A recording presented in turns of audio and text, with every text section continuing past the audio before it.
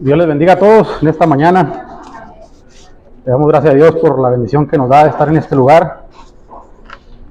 Dice la Biblia, debe ser una realidad en nuestras vidas, en nuestros corazones, ¿verdad? No nada más un dicho o una parte de la escritura o algo que repitamos sin sentirlo en el corazón. Que es mejor un día en sus atrios que 1000 fuera de ellos, ¿verdad? Dice, escogería antes estar a la puerta de la casa de mi Dios que habitar en las moradas de maldad. Cuando el escritor dice estas palabras es porque en realidad hay una añoranza de estar en su casa. El pueblo de Israel por mucho tiempo despreció la casa de Jehová, y en los tiempos donde Dios les sacó al exilio, los llevó a pueblos donde estaban lejos de su ciudad, añoraban, ¿verdad? Y encontramos a varios personajes en la Biblia con una añoranza de estar delante de los atrios de Jehová, delante de poder estar en la casa de Jehová. Vemos a Daniel, y cuando vemos a Daniel que se inclinaba a orar 3 veces al día, no lo hacía a cualquier lado, dice la escritura que lo hacía apuntando hacia Jerusalén. Había una añoranza por estar en ese lugar. No sabemos nosotros hasta cuándo Dios nos vaya a permitir tener un lugar públicamente abierto, pero yo creo que debemos de añorar estar en su casa, debemos de añorar estar en su presencia. Y bueno, es una bendición poder estar este día en este lugar. Le mandamos saludos a mi tío Pano, donde quiera que se encuentre, donde quiera que ande. Le mandamos un saludo y un abrazo. Y bueno, pues es una bendición tomar este tiempo, y quisiera que me acompañen a la primera epístola de San Pedro, capítulo 1, y vamos a estar dando lectura de manera alternada, si me ayudan ahí con el cañón, del versículo 1 hasta el versículo 19.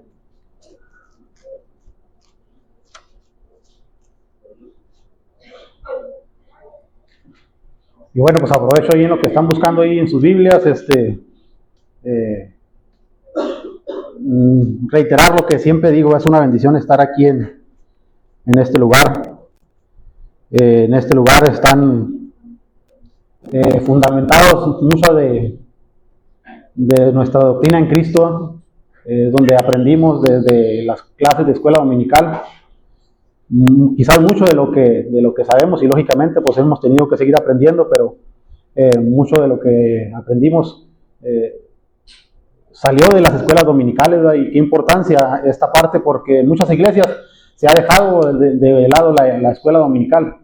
Se le ha dado ya un poco se le ha quitado esa importancia al que aprendamos, al que escudriñemos la escritura y al que profundicemos un poco en la escritura, ¿verdad? Y si de por sí muchas veces nos hemos convertido en cristianos domingueros, porque no nos acordamos de Dios hasta el domingo en la mañana, todavía si le aunamos eso en muchas de las iglesias que ya no está enseñándose escuela dominical, la verdad se cumple lo que la escritura dice, que el pueblo perece por falta de conocimiento. La verdad hay un cristianismo en el que hoy se vive en nuestros días, donde cuando profundizamos un poco en la plática con otros cristianos, nos podemos dar cuenta, y no batallamos mucho para darnos cuenta, de que los fundamentos los traen en el aire, si es que llega a haber algún fundamento. Pero muchas veces no hay ni siquiera fundamentos. Es porque quizás el esposo va a la iglesia, la esposa va a la iglesia, porque quizás es un núcleo familiar y es la forma de poder convivir familiarmente, pero no hay una decisión por Cristo en realidad. Y qué importante es que cada uno de nosotros hagamos esa decisión por Cristo. Alguna vez escuché, y también lo escuché aquí algunas veces de mi abuela. Mi abuela decía que la relación con Cristo es personal, ¿verdad? Así lo decía nuestra abuela. Hay otros pensadores, otros eruditos de la Biblia que han llegado a decir que Dios tiene hijos, no nietos, ¿no? ni sobrinos, ni primos. Dios tiene hijos. Y cuando la relación que tenemos con Dios está basada en nuestros familiarismos, con alguien que sí ha decidido hacer una decisión por Cristo, pues estamos errando, ¿verdad? Porque Dios necesita hijos. No necesita que mi pareja, mi esposa, esté bien entregada a Cristo. Necesita que yo lo esté. Y bueno, ya tenemos el pasaje, vamos allá a 1 de Pedro, vamos a dar lectura de manera alternada. Yo leo el primero, ustedes me ayudan con el segundo, y nos unimos en el versículo 19. Dice así la palabra del Señor: Pedro, apóstol de Jesucristo, a los expatriados de la dispersación en el Ponto, Galacia, Capodacia, Asia y Bitania. Según la presencia de Dios Padre, la del Espíritu, para obedecer y ser rociados con la sangre de Jesucristo, gracia y paz os sean multiplicadas. Bendito el Dios y Padre de nuestro Señor Jesucristo, que según su grande misericordia nos hizo renacer para una esperanza viva por la resurrección de Jesucristo de los muertos.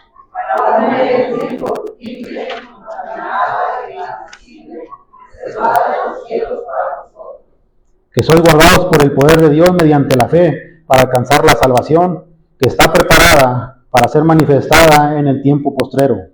En lo cual vosotros alegráis, aunque ahora por un poco de tiempo es necesario que tengáis que ser afligidos en diversas pruebas. Para que sometida a prueba vuestra fe, mucho más preciosa que el oro, el cual, aunque perecedero, se prueba con fuego, se hallará en alabanza, gloria, honra, cuando sea manifestado Jesucristo. Llamáis sin haberle visto y creyendo, aunque ahora no lo veáis, os alegráis con gozo inefable y glorioso. Obteniendo el fin de vuestra fe, que es la salvación de vuestras almas. Los profetas que profetizaron de la gracia destinada a vosotros, y vivieron diligentemente y hablaron acerca de esta salvación. Escudriñando qué personas y qué tiempo indicaba el Espíritu de Cristo que estaba en ellos, el cual anunciaba de antemano los sufrimientos de Cristo y las glorias que vendrían tras ellos. A esto se les reveló que no para sí mismos, sino para nosotros, anunciaban las cosas que ahora os son anunciadas, y os han predicado el Evangelio por el Espíritu Santo, enviado del cielo, cosas en las cuales anhelan hallar los ángeles. Por tanto, ceñid los lomos de vuestro entendimiento, ser sobrios y esperad por completo la gracia que os traerá cuando Jesucristo sea manifestado. Como hijos obedientes, no os conforméis a los deseos que antes teníais estado en nuestra ignorancia, Sino que como aquel que os llamó es santo, sed también vosotros santos en toda vuestra manera de vivir. porque escrito está: ser santos porque yo soy santo.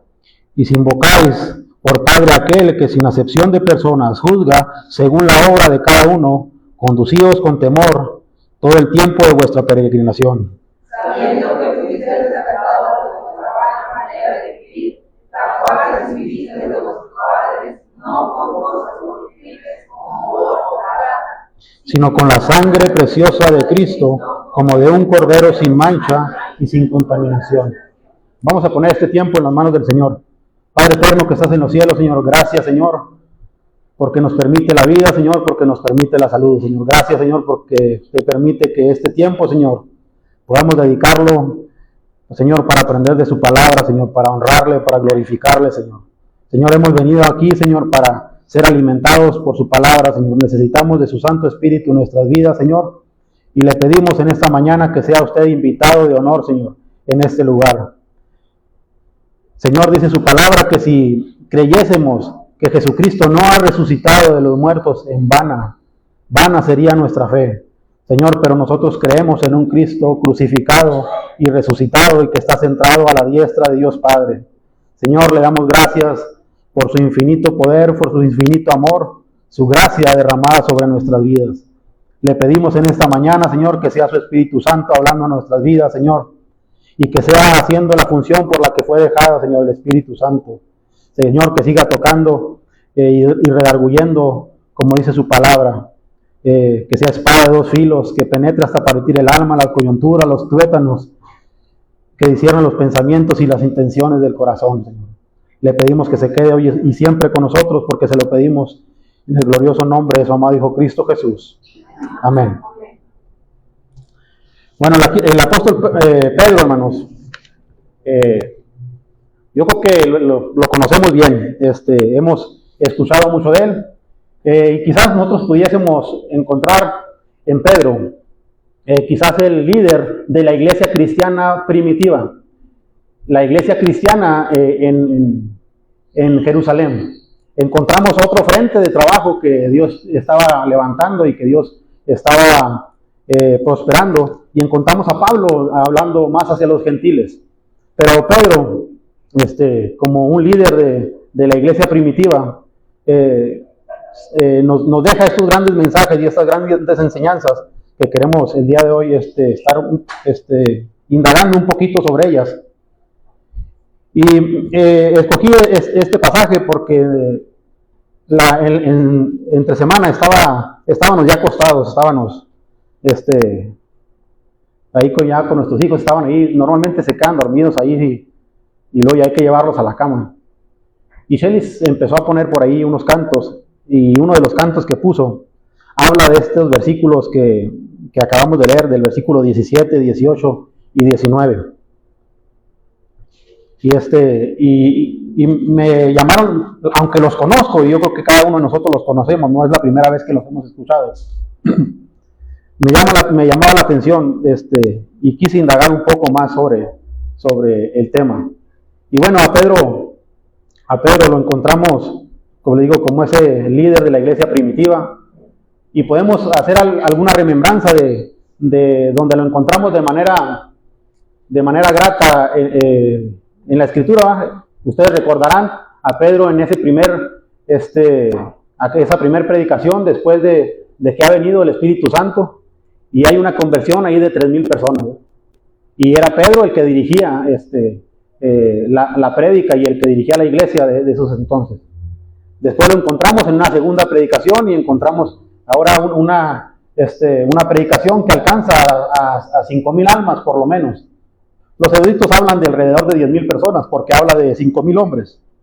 Entonces, si la mitad de ellos fueran acompañados por sus mujeres y llevaran a algunos de sus hijos que también hayan llegado al conocimiento, yo creo que es una de las más grandes predicaciones que encontramos en la Biblia. Pero este Pedro que encontramos hablando de esta forma y desarrollando todo un asunto teológico, no se parece tanto al Pedro que encontramos cuando el Señor Jesucristo lo llama. También pudiéramos recordar un poco hacia atrás y encontramos a un Pedro que era de un carácter algo explosivo, ¿no? Encontramos a ese Pedro que cuando ve al Señor Jesús caminar sobre el mar, no se espera a ver si alguien más se avienta y dice, Señor, si eres tú, haz que yo haga, y él se avienta. Era un hombre arrojado, y lo vemos caminar sobre las aguas, y luego después vemos que tambalea y se hunde, ¿verdad? Pero lo encontramos también en el Señor Jesucristo. Le permitió estar presente en ese momento de la transfiguración. Yo creo que recordamos también esa historia, y recordamos que el Señor Jesucristo permitió que viniesen Elías y Moisés, y estaba platicando con ellos, y Pedro estaba ahí presente, estaba ahí, le tocó, Dios permitió que, el Señor Jesucristo permitió que estuviera ahí presente. Encontramos también en la vida de este Pedro, que es el que le negó 3 veces, ¿verdad? Que primero le había dicho, no, nunca te negaré, además, yo daría mi vida por ti. Y pasadas unas cuantas horas le encontramos negándole 3 veces. Y encontramos así, hermanos, algunos pasajes. Por último, pudiésemos recordar también a ese Pedro que es restituido después de haber negado al Señor Jesucristo en la playa. No sé si recuerden ese pasaje cuando estaban pescando, y tenían toda la noche intentando pescar y no habían sacado nada. Y dice la Escritura que el Señor Jesucristo se presenta en la playa y le dice, echa la red al otro lado. Echa la red al otro lado, y cuando Pedro descubre y alcanza a ver a la lejanía que es el Señor Jesucristo el que estaba en la playa, no se esperó a que el barco llegara a la orilla. Dice la Biblia que él se puso sus ropas y empezó a nadar a la orilla, y encontramos a un Pedro que el Señor Jesús le restablece, le restituye. Y no nada más lo hace en lo privado, sino que lo hace hasta en lo público, lo restituye en frente de los demás discípulos. Y le dice, no sé si ustedes recuerdan esta parte, ¿verdad? Pedro, ¿me amas? Y Pedro confirma 3 veces, ¿verdad? El Señor lo estaba llevando a un nivel de crecimiento espiritual.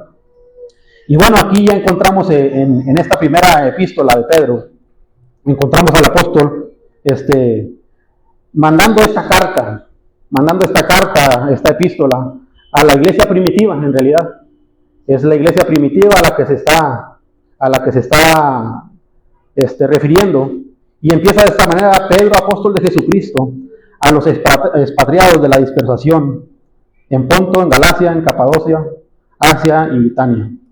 En los tiempos del Señor Jesucristo, aunque muchas veces hemos escuchado que los judíos negaron al Señor Jesucristo, o no quisieron creer en el Señor Jesucristo, habría que entenderlo de la manera correcta, porque si lo vemos en lo general podemos caer en una equivocación, ¿verdad? Si los judíos, el evangelio jamás se hubiera extendido con la rapidez que se extendió, y que gracias a ellos hoy en día nosotros contamos con el evangelio, el Señor Jesucristo, previendo todas estas cosas, el día que el Señor Jesucristo va a la cruz es el día de mayor festividad para el pueblo judío, el día de la Pascua. No sé si recuerdan la fecha en la que estaban establecidas la Pascua. La Pascua estaba establecida el día 14 de Nisan, y era una mega fiesta la que se encontraba en esos días en Jerusalén. Y los estudiosos dicen que más o menos en los tiempos de que se celebraba la Pascua, en los tiempos del Señor Jesucristo, había alrededor de 200,000 turistas en la ciudad. Entonces, el evento de cuando el Señor Jesucristo va a la cruz, pudiésemos decir que fue un evento con mucha publicidad, un evento donde mucha gente lo vio, donde mucha gente escuchó del Evangelio de Jesucristo, y donde mucha gente, después de que estaban como turistas, porque cuando habla aquí de los expatriados de la dispersación, está hablando del pueblo de Israel. Cuando Dios permitió que el pueblo de Israel fuera llevado cautivo a Babilonia, solamente un remanente, nosotros tendríamos que analizar esta parte, solamente un remanente regresó a Jerusalén y reconstruyó la ciudad, pero mucho pueblo se quedó en el imperio babilónico, y empezaron hicieron sus familias, se quedaron en esos pueblos. Pero a diferencia de lo que le había pasado también al reino de Israel, cuando fueron llevados cautivos y que se revolvieron entre las naciones, el pueblo de Judá no se revolvió entre las naciones, ¿va? Entonces seguían guardando la ley de Dios, la cual les mandaba que cada año, como mínimo una ocasión, tenían que venir a Jerusalén a ofrecer sacrificio al templo.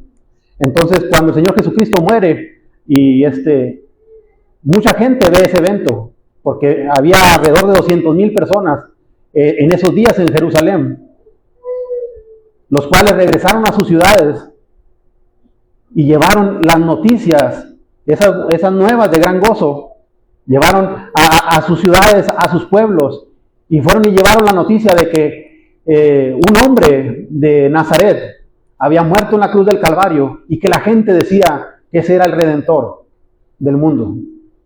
Y entonces encontramos que cuando el Evangelio empieza a esparcirse hacia afuera de Jerusalén, hay un crecimiento muy rápido dentro de esa primera iglesia primitiva, de tal manera que encontramos que el apóstol Pedro y el apóstol Pablo empiezan rápidamente a fundar iglesias fuera de lo que es Jerusalén. Y entonces el apóstol Pedro aquí está ya enviando una carta a los expatriados que están en la dispersación, gente que está fuera de Jerusalén, y se refiere a ellos de esta manera. Y yo creo que en estos 2 versículos pudiéramos tomar toda una clase, porque este versículo siguiente nos da mucha claridad de cómo es que Dios ha diseñado la salvación para cada uno de nosotros. Dice: elegidos según la ¿La qué, hermanos? La presencia, ¿verdad? No es la presencia. Si lo leemos rápido nos podemos ir en la finta de qué es la presencia. No, la presencia de Dios. ¿De qué habla esto? De hecho, hay doctrinas de entre las más fuertes dentro del cristianismo que se debaten entre cómo es que es la salvación entre los seres humanos, ¿no? Una de las doctrinas más conocidas es Pilar dentro de la Iglesia Bautista, ¿no? Donde creo yo con seguridad y con argumentos bíblicos que han tergiversado la palabra. Y aquí quisiera entrar un poquito en tema y poder desglosar esta parte. Porque cuando habla según la presencia de Dios, tendríamos que entender la condición en la que Dios es diferente a nosotros.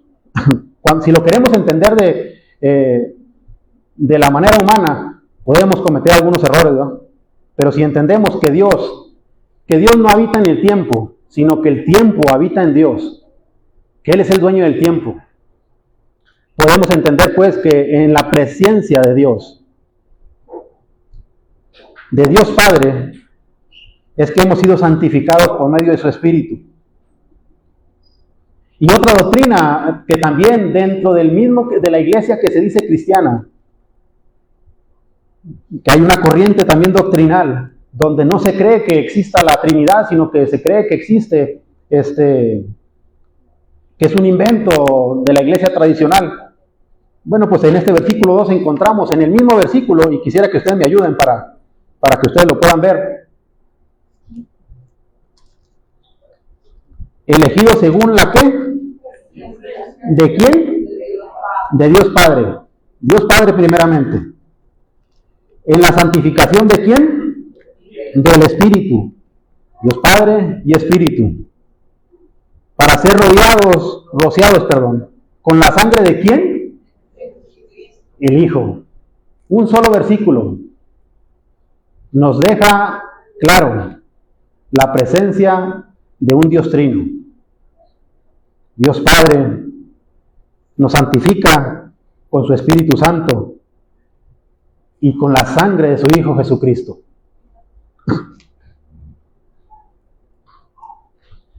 Cuando pensamos en la presencia de Dios, tendríamos que entender que es el Dios que dirige todas las cosas.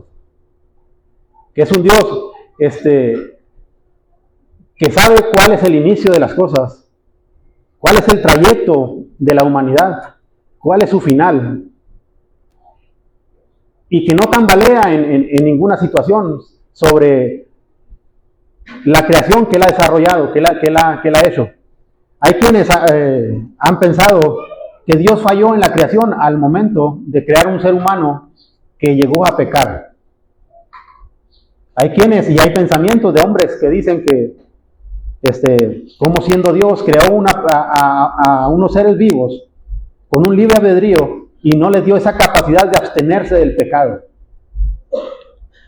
Y no, nosotros podemos entender a lo largo de la Escritura que Dios no falló en ningún momento, ni siquiera es que le hayan salido mal las cosas, porque también hay quienes piensan de esa manera, no, es que le salieron mal las cosas a Dios. No, Dios de antemano, antes de que el mundo fuera, Él ya sabía, ya estábamos en el corazón de Él.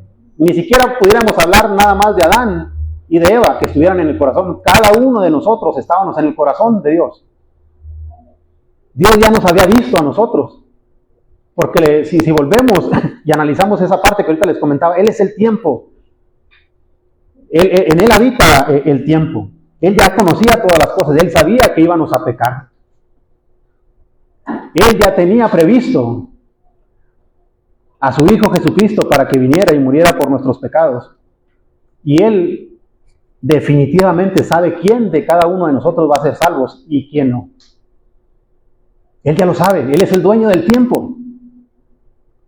Pero no intercede en ninguna forma, no se interpone en ninguna forma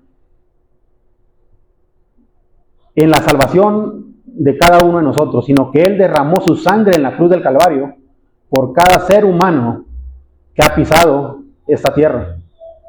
Es un regalo que Él lo ha dejado a toda la humanidad. Y es decisión humana, decisión de nosotros, si aceptamos ese regalo o no lo aceptamos, ¿no? Si tomamos por inmunda la sangre de Cristo, o si la tomamos para nuestras vidas, como esa sangre lavadora, esa sangre que restaura, esa sangre que cambia, esa sangre que nos limpia de todo pecado, ¿no? Y que nos da vida eterna.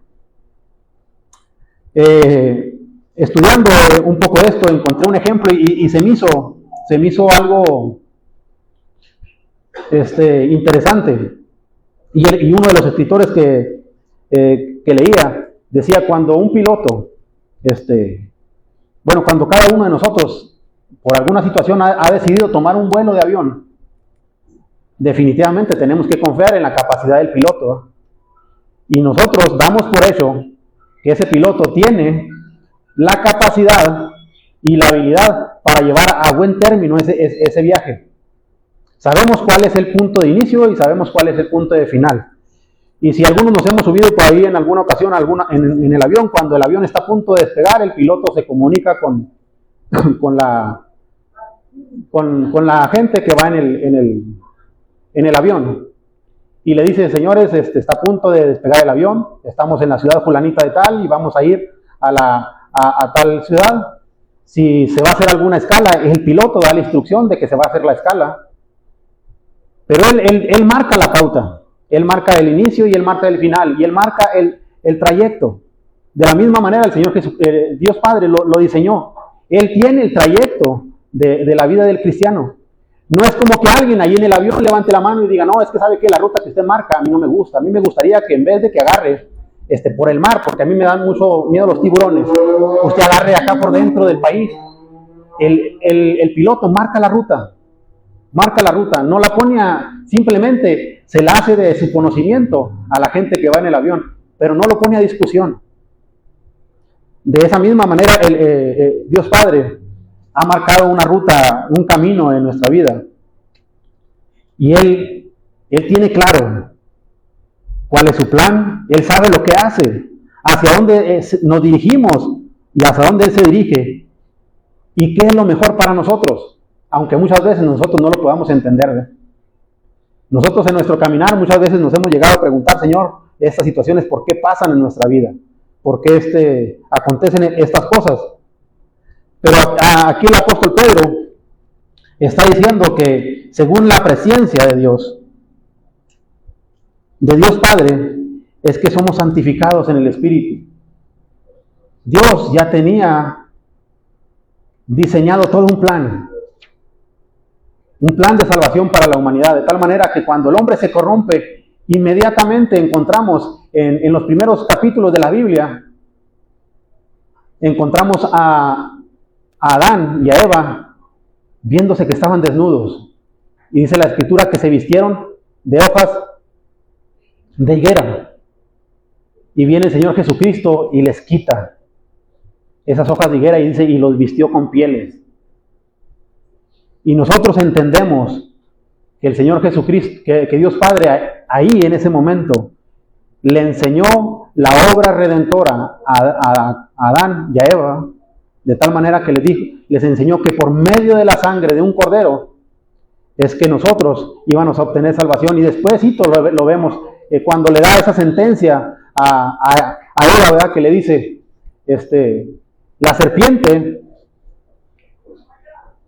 te herirán los tobillos, pero tú le vas a herir en la cabeza. La simiente tuya le va a herir en la cabeza. Y encontramos que el Señor Jesucristo es cumplimiento de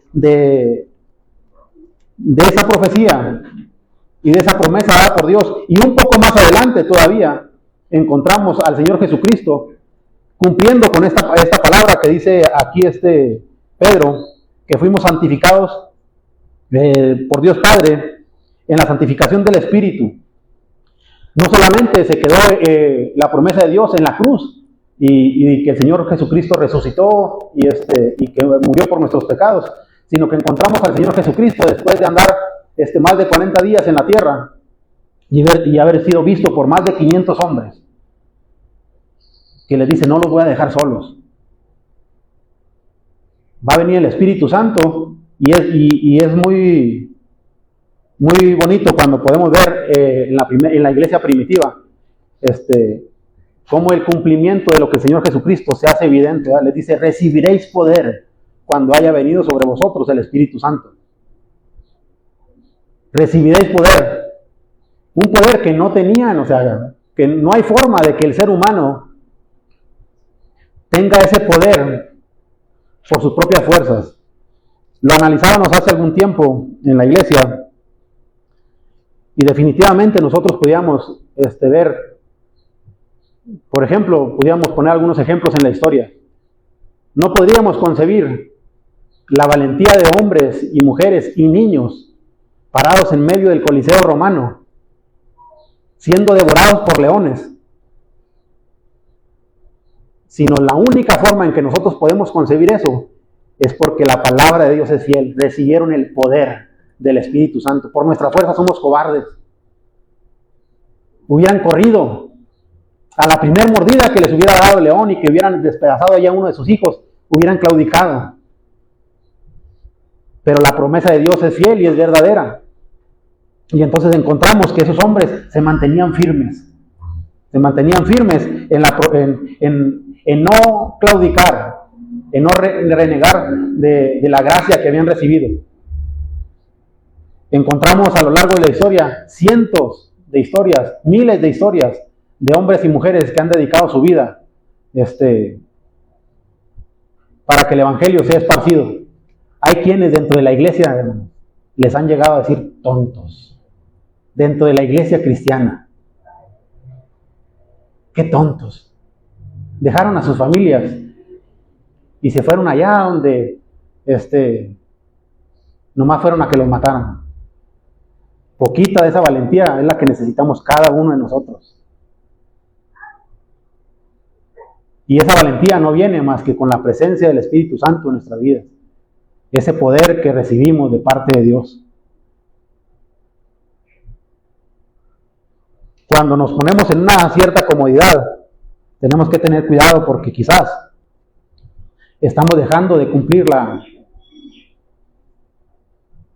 el mandamiento por el que le fue dejado a la iglesia, que fuéramos atalayas, que lleváramos el Evangelio, donde quiera que Dios nos permita estar.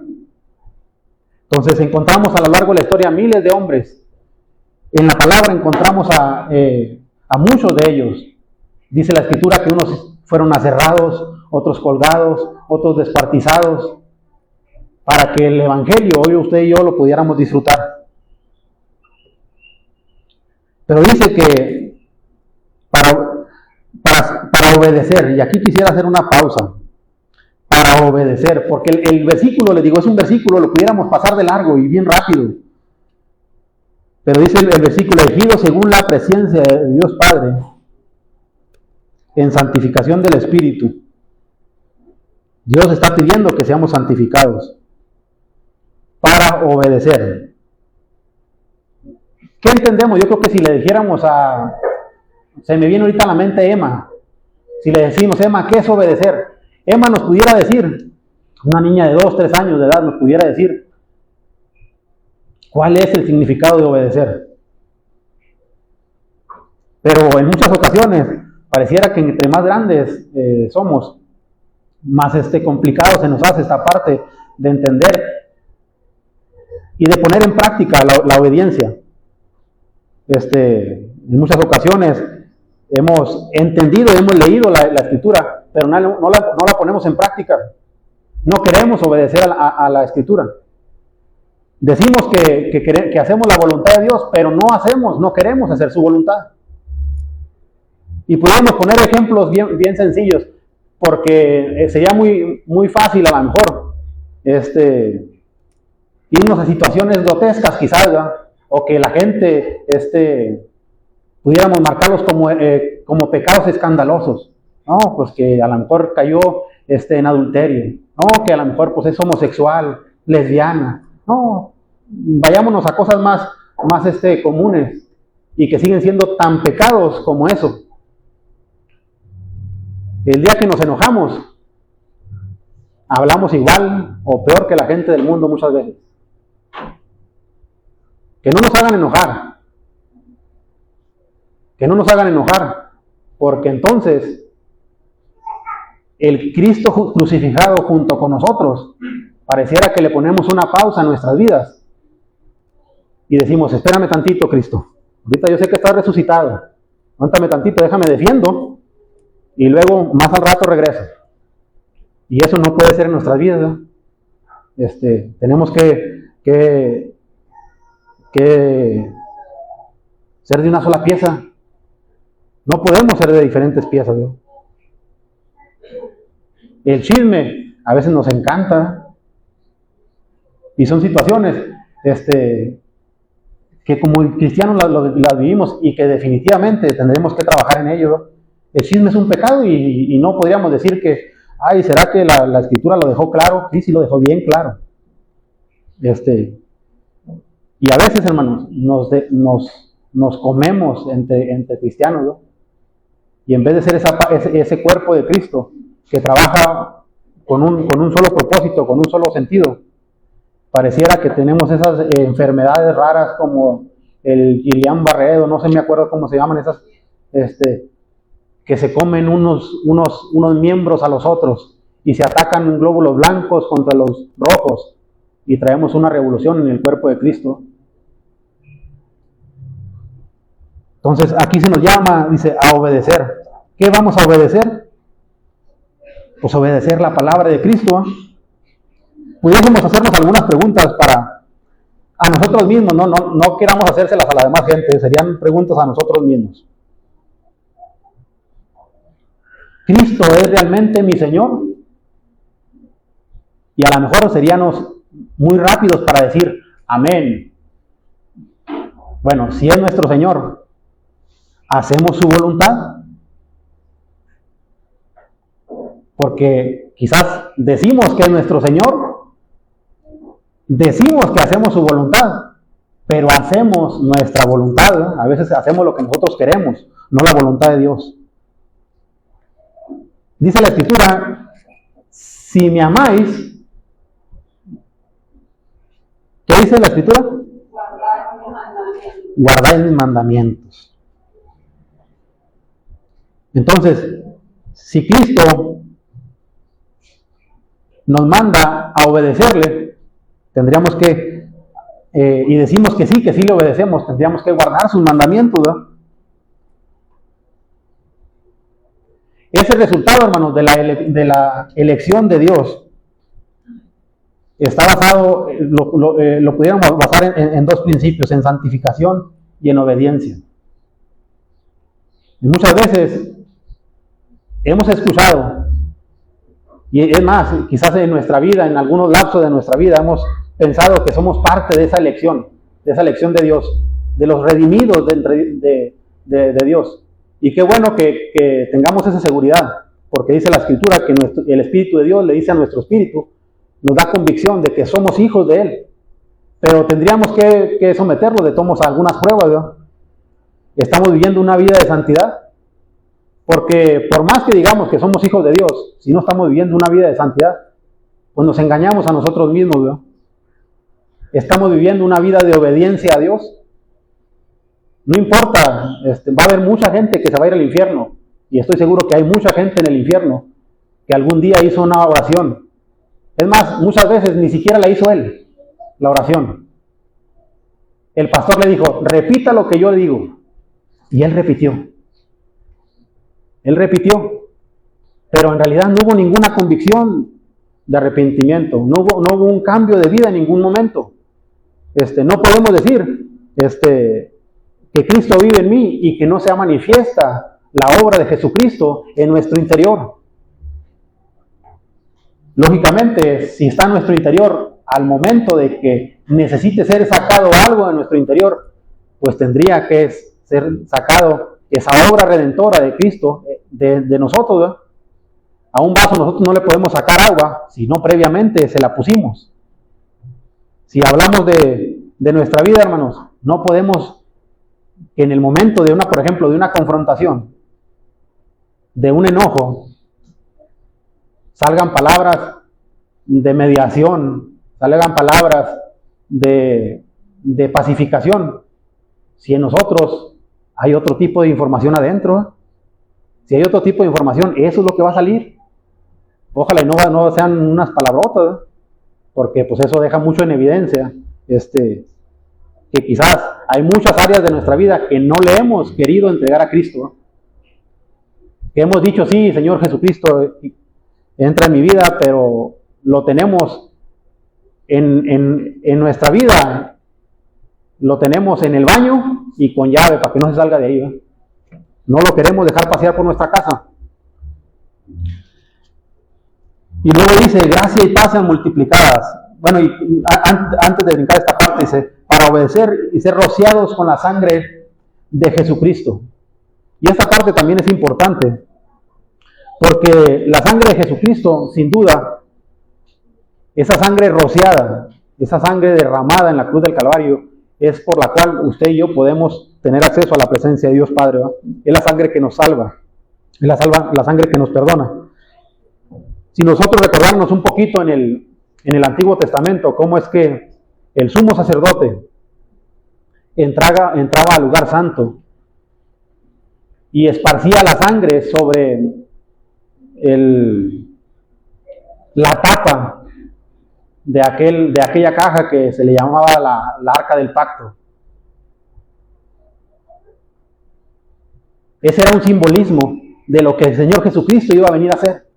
Esa tapa simbolizaba el juicio de Dios hacia la humanidad. Y esa sangre era derramada sobre el propiciatorio, sobre la tapa de aquellos dos querubines que estaban ahí, que simbolizaban la presencia de Dios.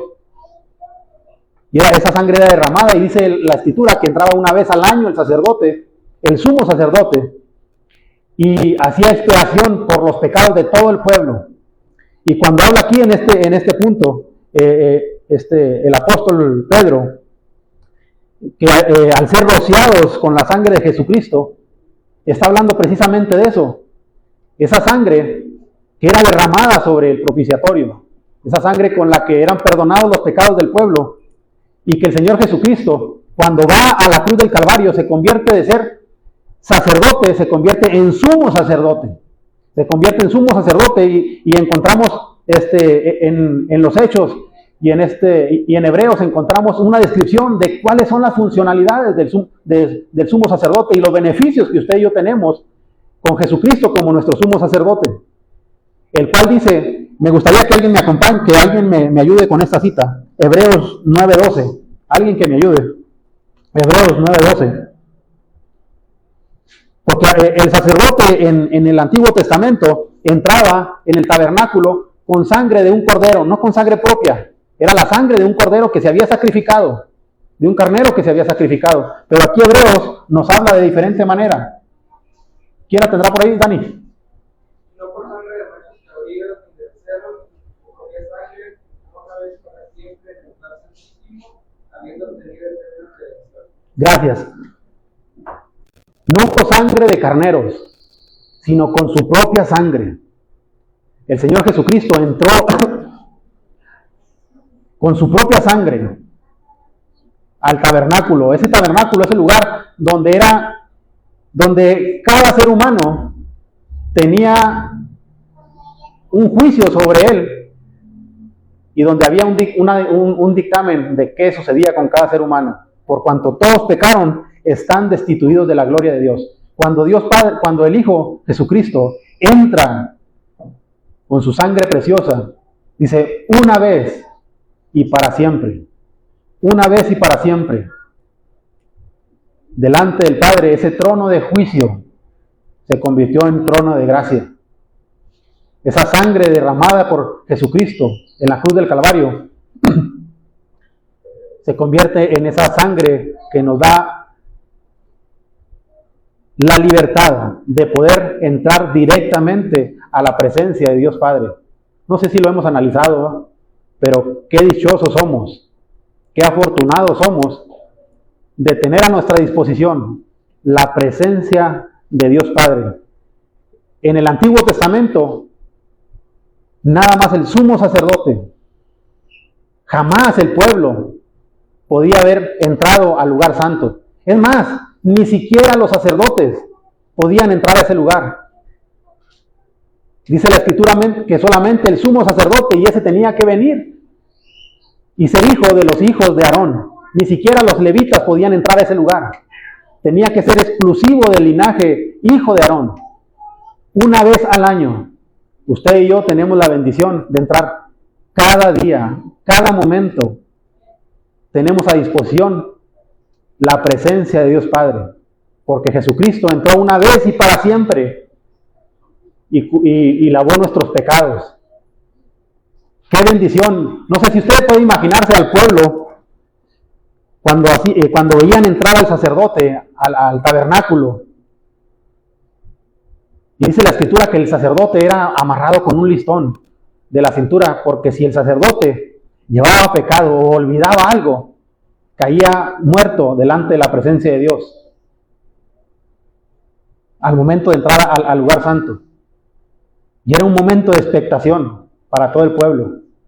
Pero cuando el pueblo lograba ver salir al sumo sacerdote, sabía de antemano que un año más de la gracia y de la misericordia de Dios se había derramado sobre todo el pueblo.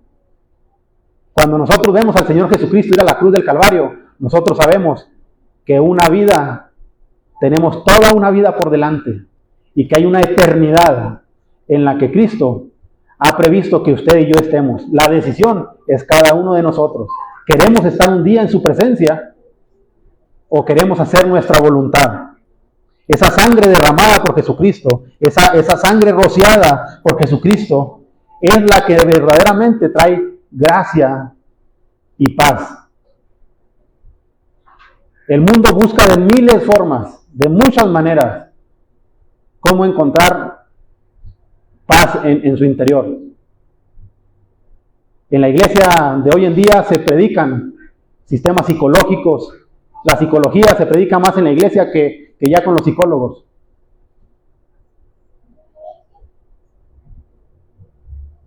Formas de evangelismo, pensamientos humanos. Pero la gracia solamente se obtiene del Señor Jesucristo. Y como fruto de esa gracia que es derramada sobre nuestras vidas, es como viene la paz a nuestras vidas. Podemos estar sumergidos en las pruebas más difíciles y más duras, pero tener paz. En los versículos del 3 hasta el versículo 12 encontramos una esperanza de vida, dice, de viva, una esperanza viva. Bendito el Dios y Padre de nuestro Señor Jesucristo, que según sus grandes misericordias nos hizo renacer, nos volvió a dar vida. Ya estábamos muertos en nuestros delitos y pecados. Había una condenación encima de nosotros, pero dice la palabra que según su grande, ¿qué? Misericordia. Según su grande misericordia, nos hizo renacer, volver a nacer para una esperanza viva por la resurrección de Jesucristo de los muertos. Qué importante cuando podemos analizar también este versículo. La gente está buscando una esperanza viva en muchas cosas. En la economía, en una carrera, en formar quizás de la mejor manera una familia, tener un buen trabajo. Pero nada de eso viene y trae la satisfacción que cada ser humano necesita y tiene en el alma. Hay un hueco en el alma de cada ser humano que solamente lo puede llenar el Señor Jesucristo. De tal manera que encontramos de esta manera, como lo dice el apóstol Pedro, nos hizo renacer para una esperanza viva por la resurrección de Jesucristo. No hay esperanza a nadie más de entre los muertos, para una herencia que no se corrompe, que no está contaminada, que no se marchita, reservada en los cielos para vosotros, dice. que soy guardado por el poder de Dios mediante la fe para alcanzar la salvación que está preparada para ser manifestadas en los tiempos postreros. Y quisiera que fuéramos hasta el versículo 13, porque yo creo que ya casi estamos en tiempo.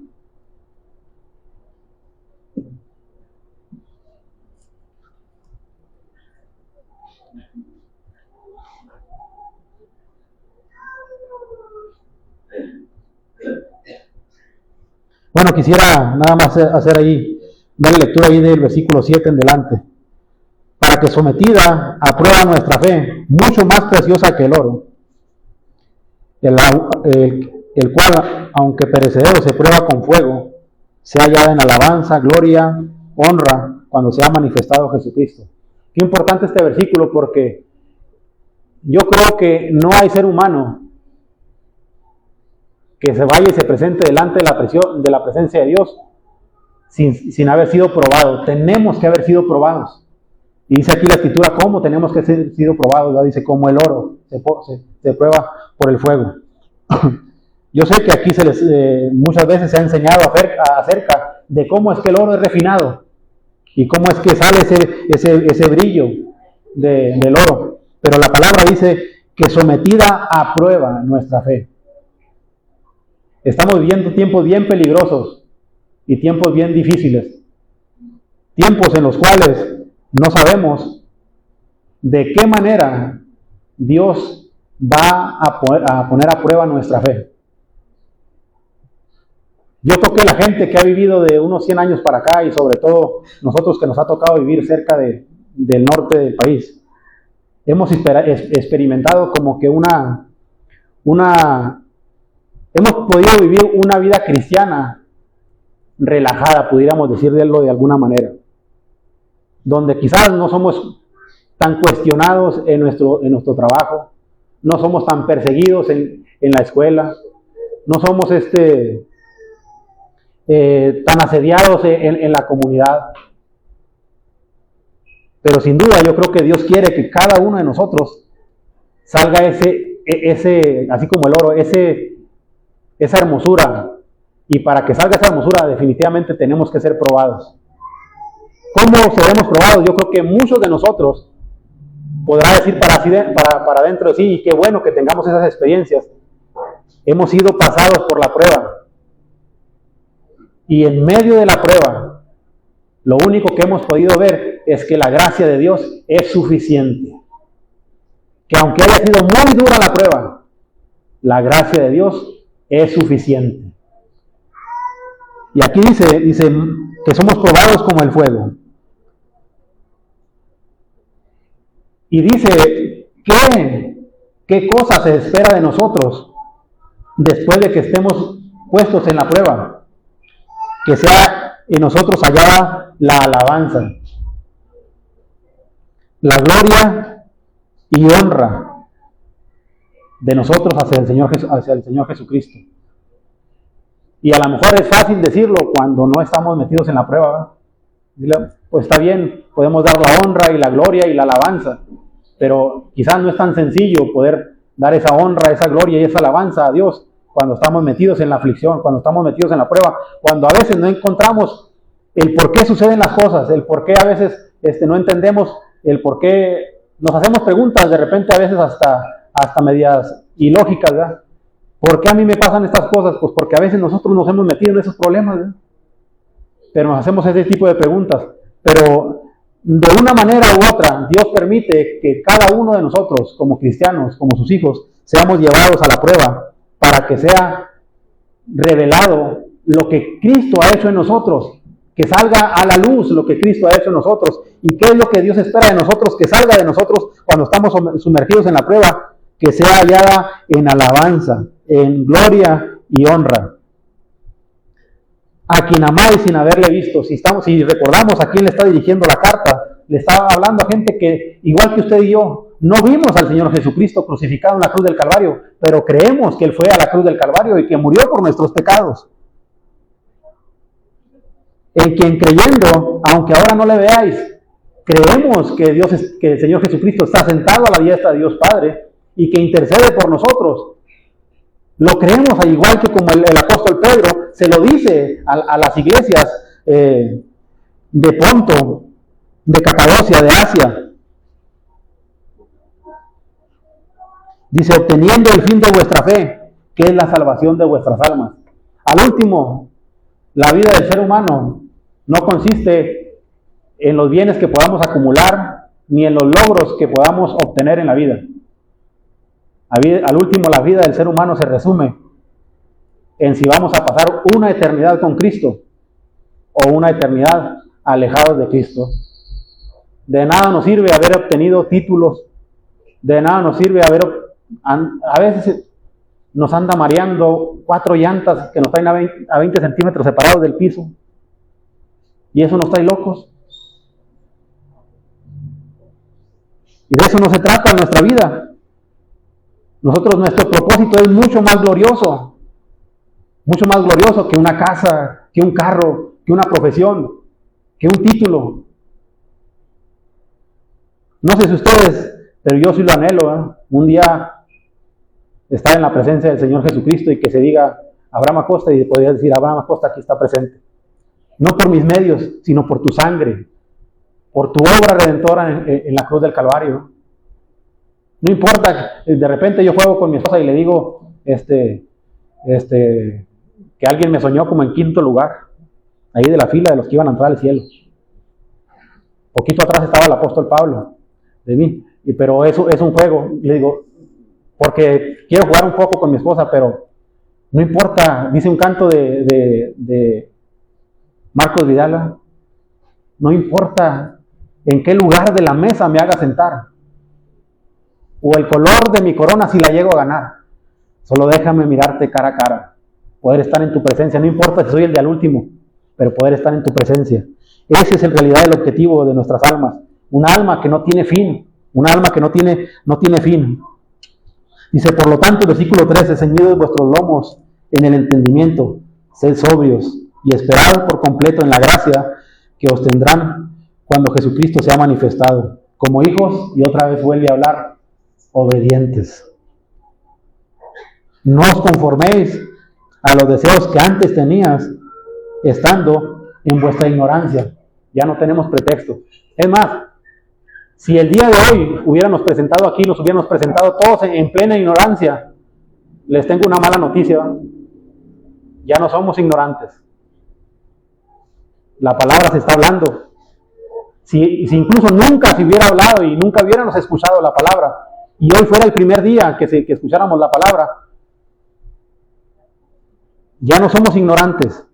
Entonces dice la Escritura, dice que no andemos en la forma en que andan los hijos de manera desobediente, en los deseos que tenían antes, cuando estaban en la ignorancia de las cosas, sino como aquel que os llamó a ser santos, sed también vosotros santos en toda vuestra manera de vivir, porque escrito está, sed santos, porque yo soy santo. Y dicen algunos escritores que este es el mandamiento olvidado por la iglesia, la santificación. Muchas veces nos hemos puesto en un lugar cómodo y hemos dicho, sí, somos hijos de Dios y yo hice una decisión por Cristo, pero me pongo en un lugar cómodo donde nadie me moleste, donde nadie donde no tenga problema.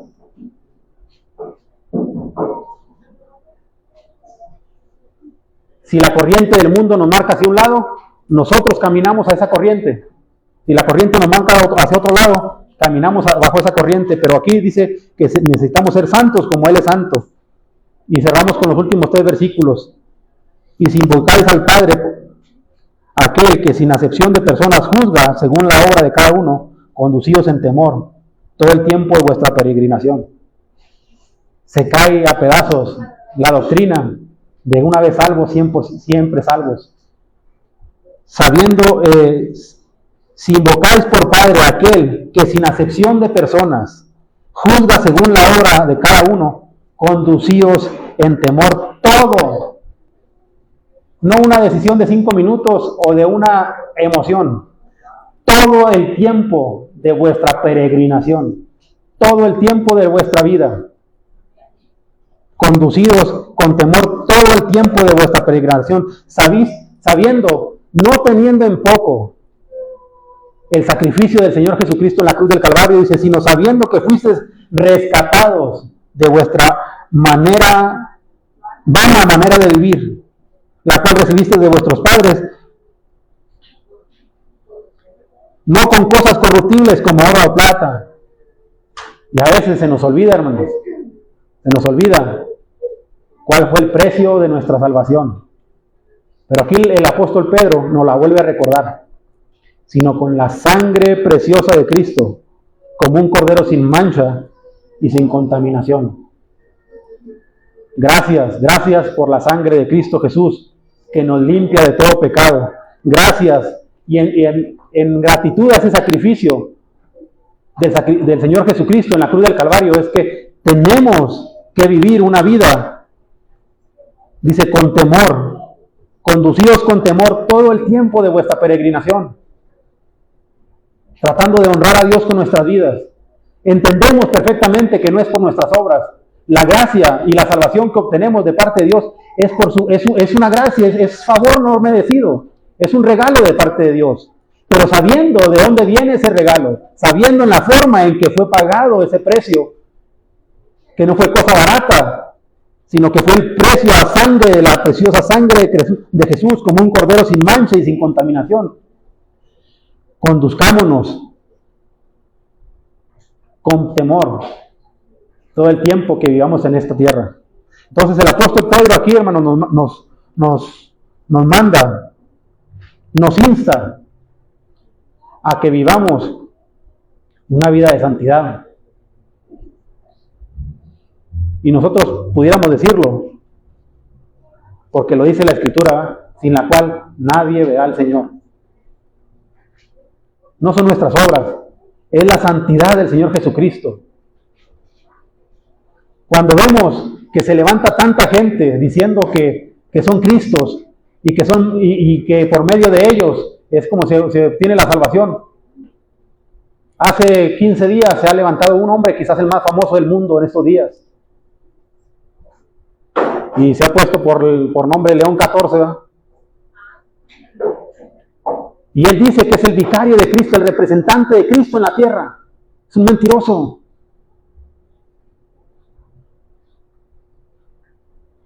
El único representante de Cristo en la tierra es el Espíritu Santo.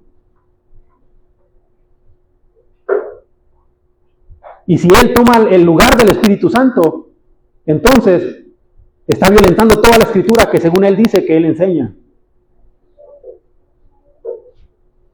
El día que nos presentemos delante de la presencia de Dios, no hay ningún abogado que esté sentado a un lado de Dios Padre más que el Señor Jesucristo. Y si usted y yo llevamos otro abogado, tenemos la situación perdida. Necesitamos presentarnos y el día que nos presentemos delante de la presencia del Señor, decir, Él es mi abogado, su sangre me limpia de todo pecado, Jesucristo me limpia de todo pecado. No es María. Si llevamos a María por abogado, ella no tiene lugar en el tribunal. No hay ningún Dios, no hay ninguna impresión, no hay ningún bulto. El día que nos presentemos delante de Cristo es solamente el Señor Jesucristo el que está ahí intercediendo por nosotros. Su sangre es la que nos limpia. Él está ahí diciendo, sí, Abraham, sí, la persona fulanita, no podíamos decir ni siquiera podíamos hablar de iglesias, ni siquiera podíamos hablar de grupos. Tendríamos que hablar de personas en individual. Sí, yo pagué por él. Su deuda está saldada. Si cualquiera ser humano lleva o trata de llevar otro abogado, tiene el caso perdido. Nosotros tenemos a la sangre de Cristo como nuestra más segura redención. Y por eso nos tenemos que afianzar en ella.